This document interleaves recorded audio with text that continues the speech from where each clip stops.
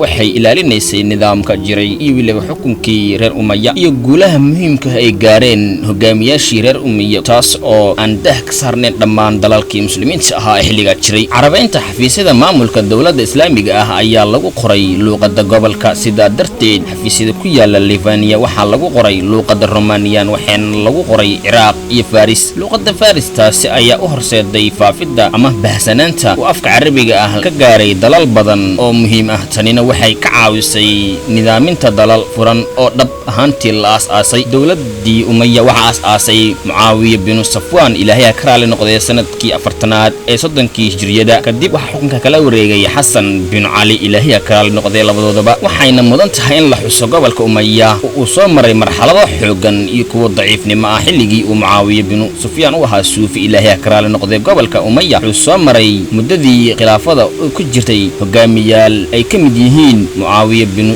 Yasid Marwan bin Hakim Abdul Malik bin Marwan iyo waliba kuwa kale kadib gobolka wuxuu ku soo noqday xilligiisii hore ee awooda intii lagu guday jiray xilligii khilaafada waxa xukunka hayay Al-Walid bin Abdul Malik kadibna wuxuu xilka khaliifnimo ku wareejiyay ninkii shanaad ee Umar bin Abdul Aziz waxaana xukunka soo afjaray Hashim bin Abdul Malik sanadka markuu ahaa 125 hijriyada gobolka Umayya waxa galay daciifnimo maadaama ay tani horseeday in ay dhacdo dawladdii reer Umayya sanadka markuu ahaa 132 hijriyada